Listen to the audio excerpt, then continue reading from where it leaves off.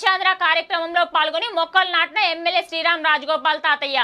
ఆంధ్రప్రదేశ్ ప్రభుత్వం ప్రతిష్టాత్మకంగా ప్రారంభించిన స్వర్ణాంధ్ర స్వచ్ఛాంధ్ర కార్యక్రమం భాగంగా ఈ రోజు జగ్గైపేట నియోజకవర్గం వచ్చవాయి మండలం భీమవరం గ్రామంలో ప్రత్యేక కార్యక్రమం నిర్వహించారు.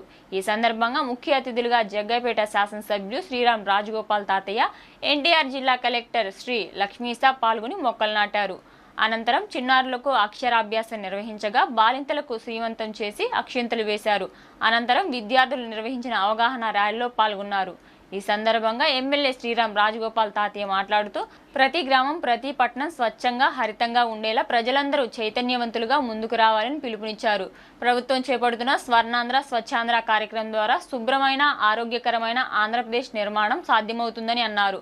జిల్లా కలెక్టర్ లక్ష్మీషా మాట్లాడుతూ ప్రజల సహకారం లేకుండా ఏ కార్యక్రమం విజయవంతం కాదని ప్రతి ఒక్కరూ శుభ్రతను వ్యక్తిగత బాధ్యతగా తీసుకుని సమాజానికి సహకరించాలన్నారు. ఈ కార్యక్రమాన్ని ఉద్యమంలా తీసుకుంటే ఆంధ్రప్రదేశ్ నిజంగా స్వర్ణాంధ్రగా మారుతుందని పేర్కొన్నారు. ఈ కార్యక్రమంలో DPO Lavanya Kumari, RDO Balakrishna, Vatsavai mandal Telugu Desam party అధ్యక్షులు Vadlamudi Rambabu, MPDO Nitin, MEO Nagaraju, sarpanch Karupatu Madhuri, MPP Kolusu Ramadevi, Vijaya dairy director Injam Ramarao, society chairman Itayittulla, mandal సమైక్య అధ్యక్షులు సాగర్ల కృష్ణవేణి మరియు కూటమి నాయకులు తదితరులు పాల్గొన్నారు. శక్తివంతమైన ఆరోగ్యవంతమైన మహిళల చోట ఆ కుటుంబం శక్తివంతంగా ఉందని చెప్పిన ఒక కేంద్ర ప్రభుత్వ కార్యక్రమం. అంటే ఇంటి ఆడవాళ్ళు ఆరోగ్యంగా ఉంటే కుటుంబం ఆరోగ్యం ఉంటుంది, ఆ కుటుంబం ఆరోగ్యం ఉంటే ఆ ఊరు సమాజం ఆరోగ్యం ఉందని చెప్పి కేంద్ర ప్రభుత్వం నరేంద్ర మోడీ గారు చేపట్టే కార్యక్రమం.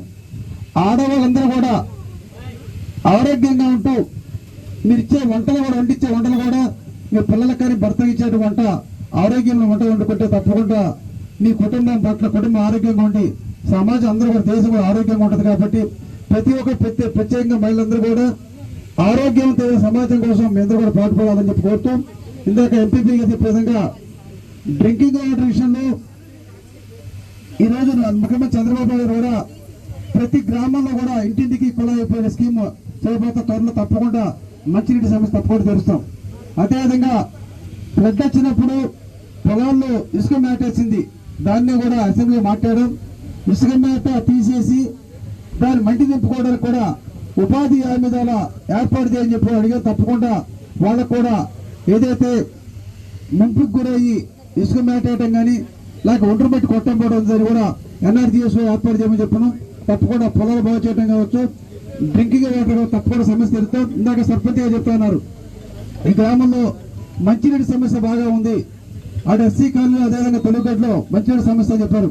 తప్పకుండా మంచినీటి సమస్య కూడా వేరే ఓవర్ ట్యాంక్ ఏర్పాటు చేసుకొని అవతల పైప్ లైన్ ఇందాక ఆ సెక్రటరీ చదువుతో మాట్లాడాం. కొత్తగా పైప్ లైన్ ఏర్పాటు చేసుకొని కొత్తగా ఓవర్ ట్యాంక్ ఏర్పాటు చేసుకొని డ్రింకింగ్ వాటర్ సమస్య కూడా నెరవేరుస్తామని తెలియజేస్తూ ప్రతి ఒక్కరు కూడా స్వర్ణాంధ్ర స్వచ్ఛాంధ్రలో పాల్గొవాలని చెప్పి కోరుకుంటూ సెలవు తీసుకున్నాం.